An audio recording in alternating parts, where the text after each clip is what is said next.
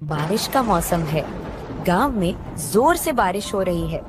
गलियां कीचड़ से भरी हैं और आसमान में काले बादल छाए हैं। फिर भी सुरेश अपने समोसों का ठेला तैयार करता है और गांव में निकल पड़ता है। अरे बारिश हो या तूफान, सुरेश का ठेला तो रुकेगा नहीं। चल, आज भी गांव में समोसों की खुशबू फैलानी है। लोग भूखे तो नहीं रह सकते हैं ना।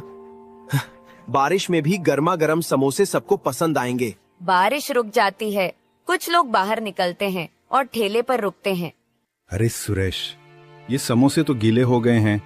बारिश में तूने इन्हें ढककर क्यों नहीं रखा? स्वाद तो बिल्कुल फीका लग रहा है।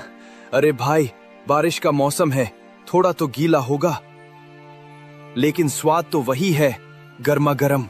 एक और ले लो, शायद पसंद आ जाए। नहीं नहीं सुरेश, ये बेकार है। बारिश में समोसे लेना ही गलती थी। अगली बार सूखे और कुरकुरे समोसे लाना, तब बात बनेगी। लगता है आज का दिन मुश्किल है, लेकिन हिम्मत नहीं हारनी। ठीक है भाई, कल और बेहतर समोसे लाऊंगा, जरूर आजमाना। सुरेश दिन भर मेहनत करता है, लेकिन किसी को उसके समोसे पसंद नहीं आते। बारिश की वजह से समोसे कम बिकते हैं। वह थककर और निराश होकर घर की ओर लौटता है। सुरेश गीला गीला घर लौटता है। उसका कपड़ा बारिश से भीगा हुआ है और चेहरा थकान और निराशा से भरा है। उसकी पत्नी राधा उसे देखकर चिंतित हो जाती है। अरे सुरेश, ये हालत क्या बना रखी है? फिर बारिश में भीगते हुए ठेला लगाने गए थे। चेहरा तो बता रहा है कि आज कुछ ठीक नहीं हुआ। समोसे बिके कि नहीं? हाँ राधा, क्या बताऊं, बारिश ने सारा खेल बिगाड़ दिया। लोग समोसे खरीद तो रहे थे, पर सब कह रहे थे कि गीले हो गए हैं, स्वाद बिगड़ गया। कुछ ही समोसे बिके। मैंने तो दिन भर गलियों में ठेला घुमाया, पर मौसम ने साथ नहीं दिया। ये तो परेशानी की बात है सुरेश। अगर रोज रोज ऐसा रहा तो हमारा क्या होगा? ठेले का खर्चा, घर का खर्चा, सब कैसे चलेगा? कुछ और सोचना पड़ेगा, नहीं तो मुश्किल हो जाएगी। हाँ राधा, चिंता तो मुझे भी है, पर हार नहीं माननी। कल फिर कोशिश करेंगे। शायद मौसम सुधर जाए और लोग फिर से समोसे खाने आए। बस थोड़ा सब्र रखना होगा। सुरेश और राधा चुपचाप रात का खाना खाते हैं। कमरे में सन्नाटा है और दोनों के मन में चिंता की लकीरें हैं। अगले दिन सुबह होती है। बारिश अब हल्की हो चुकी है। सुरेश फिर से अपने समोसों का ठेला तैयार करता है और गांव की गलियों में निकल पड़ता है, लेकिन लोग उसके ठेले पर नहीं रुकते। लगता है कल की बात सबके दिमाग में अटक गई। लोग शायद सोच रहे हैं कि समोसे फिर से गीले होंगे। कोई ठेले पर आ ही नहीं रहा। अरे, इतनी मेहनत से समोसे बनाए और अब कोई खाने वाला ही नहीं। वह एक चौराहे पर ठेला रोककर इंतजार करता है, लेकिन घंटों बीत जाते हैं और कोई ग्राहक नहीं आता। सुरेश का चेहरा उदास हो जाता है। क्या करूं अब? अगर ऐसे ही रहा तो ठेला चलाना मुश्किल हो जाएगा। तभी एक बूढ़ा व्यक्ति, जिसके कपड़े पुराने और फटे हुए हैं, धीरे धीरे ठेले के पास आता है। बेटा, एक समोसा दे दे, बहुत भूख लगी है, दिन भर से कुछ नहीं खाया। बाबा, आपके पास पैसे हैं? ही बेटा, मेरे पास तो एक पैसा भी नहीं है। बस सोचा शायद तू कुछ दे दे। कोई बात नहीं बाबा, भूखे को खाना देना पुण्य का काम है। ये लो, गर्मा गर्म समोसा खाओ और ताकत लाओ। बेटा, तेरा दिल तो सोने जैसा है। ये समोसा बहुत स्वादिष्ट है। भगवान तुझे हमेशा खुश रखे और तेरे ठेले पर बरकत दे। शुक्रिया बाबा, आपकी दुआ ही काफी है। आसमान फिर से काले बादलों से घिर जाता है और अचानक तेज बारिश शुरू हो जाती है। बारिश की बूंदें ठेले पर रखे समोसों पर गिरने लगती हैं। सुरेश परेशान हो जाता है। अरे, ये क्या हो गया? फिर से बारिश। अब तो सारे समोसे भीग जाएंगे। कल लोग बुरा भला कह रहे थे और आज फिर वही हाल। मेहनत पर पानी फिर जाएगा। तभी बूढ़ा व्यक्ति अपनी पुरानी मोटी बोरी उतारता है, जो उसने बारिश से बचने के लिए ओढ़ रखी थी। बेटा, परेशान मत हो, ये बोरी ले, इसे अपने ठेले पर डाल दे। इससे तेरे समोसे भीगने से बच जाएंगे। लेकिन बाबा, अगर मैं ये बोरी ले लूं तो आप कैसे बचेंगे इस बारिश से? आप तो खुद भीग जाएंगे। मेरी चिंता तू मत कर बेटा, ये बोरी तुझे ज्यादा जरूरी है। ले, रख ले इसे और अपने समोसों को बचा।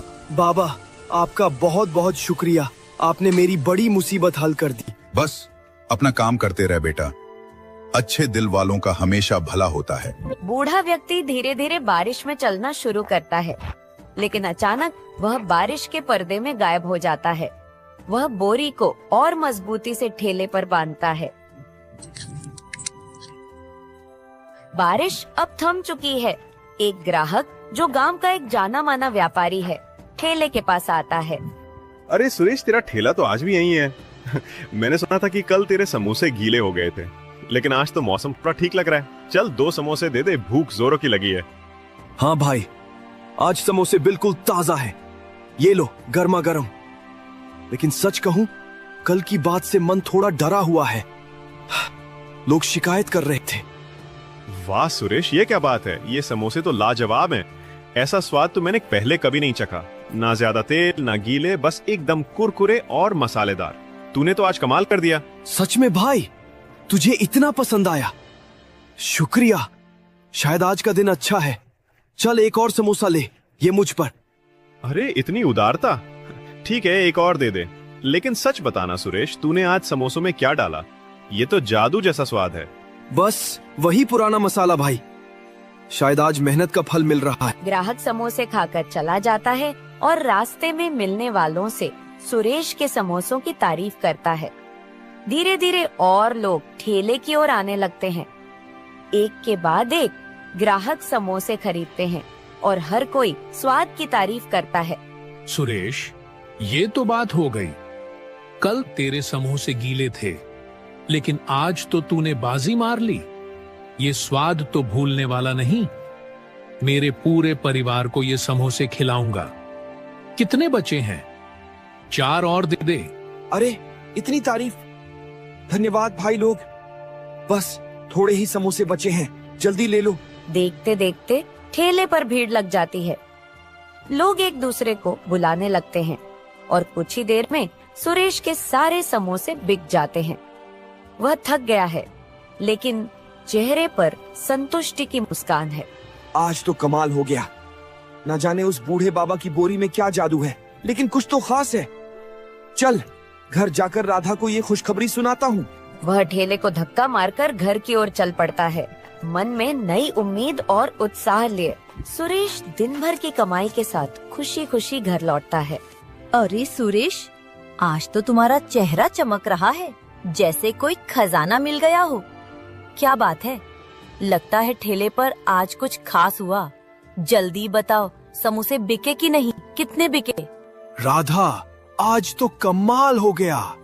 सारे समोसे बिक गए, एक भी नहीं बचा।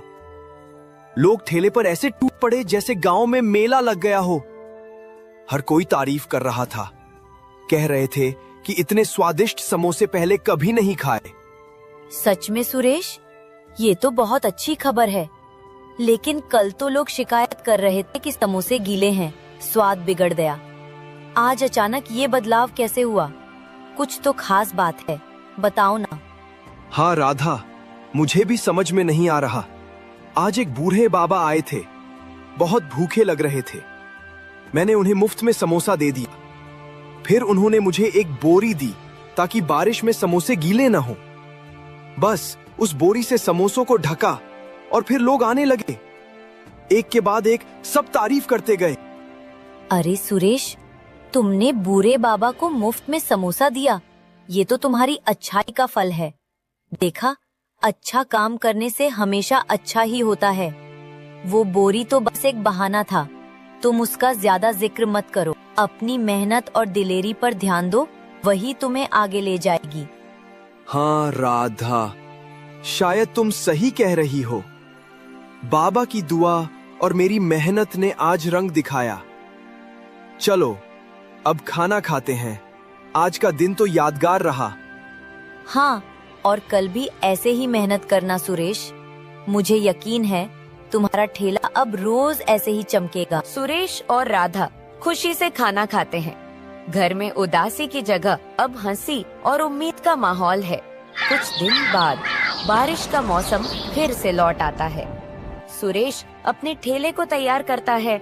वह बाजार से एक चमकीली छतरी खरीद लाता है और उसे ठेले पर मजबूती से लगाता है। वह ठेले को धक्का मारकर गांव की गलियों में निकल पड़ता है। उसका जोश देखकर कुछ लोग ठेले की ओर आकर्षित होते हैं, लेकिन समोसे खाने के बाद उनकी प्रतिक्रिया पहले जैसी नहीं होती। अरे सुरेश, ये क्या बात है? ये समोसे तो पहले जैसे स्वादिष्ट नहीं है। पहले तो तेरे समोसे खाते ही मन खुश हो जाता था, ऐसा जादुई स्वाद था। आज कुछ कमी सी लग रही है। तूने मसाला तो वही डाला ना? अरे भाई, मैंने तो वही पुराना मसाला डाला है जो हमेशा डालता हूँ। तेल भी ताजा, आटा भी वही। ये नई छतरी लगाई है ताकि समोसे गीले ना हो। फिर भी समझ नहीं आ रहा, तुम्हें स्वाद में क्या कमी लगी? पता नहीं सुरेश, लेकिन वो पुराना जादू आज नहीं है। शायद बारिश का असर है या कुछ और। अगली बार पहले जैसे समोसे लाना, तभी आएंगे। सुरेश, ये तो निराशा हो गई। मैं तो सुना था कि तेरे समोसे अब पूरे गांव में मशहूर हो गए हैं, लेकिन आज तो ये बस ठीक ठाक है। पहले तो एक समोसा खाने के बाद दूसरा मांगने का मन करता था, आज क्या हो गया? अरे भाई, मुझे भी समझ नहीं आ रहा। मैंने तो सारी मेहनत की, वही मसाले, वही तरीका। शायद बारिश की वजह से कुछ गड़बड़ हो गई। ये नई छतरी तो अच्छी है, फिर भी लोग शिकायत क्यों कर रहे हैं? तुम बताओ क्या कमी है? बस वो बात नहीं है सुरेश, अगली बार पहले जैसे समोसे लाना, फिर देखते हैं। दिन बीतता है और ठेले पर भीड़ नहीं लगती। सुरेश के ज्यादातर समोसे बिकते नहीं और वह परेशान हो जाता है। वह चौराहे पर ठेला रोककर सोच में डूब जाता है। ये क्या हो गया?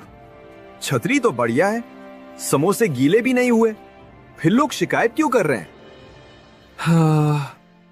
पिछले कई दिन सब कुछ ठीक चल रहा था, लोग तारीफ कर रहे थे। आज अचानक ये क्या हो गया? वो गहरी सोच में पड़ जाता है और उसे उस बूढ़े बाबा की बोरी याद आती है। पिछले कई दिन उस बोरी को लगाने से समोसे खूब बिक रहे थे और लोग तारीफ करते नहीं थक रहे थे। आज छतरी लगाई और सब बिगड़ गया। शायद उस बोरी में कुछ खास बात है। नहीं नहीं, ये तो बस एक बोरी है, लेकिन फिर भी कुछ तो गड़बड़ है। कल फिर से बोरी लगाऊंगा, देखता हूं क्या फर्क पड़ता है। अगर लोग फिर से तारीफ करने लगे तो समझ लूंगा कि कुछ तो बात है। सुरेश तुरंत घर लौटता है, छतरी को हटाता है और फिर से उस बूढ़े बाबा की बोरी को ठेले पर लगाने का फैसला करता है। सुरेश बूढ़े बाबा की बोरी ठेले पर लगाता है। छतरी हटाकर वह ठेला लेकर गांव की गलियों में निकलता है। बोरी समोसों को ढके हुए है। चौराहे पर ठेला रुकते ही एक ग्राहक आता है, समोसा खाता है और तारीफ करता है। खबर फैलती है और ठेले पर भीड़ लग जाती है।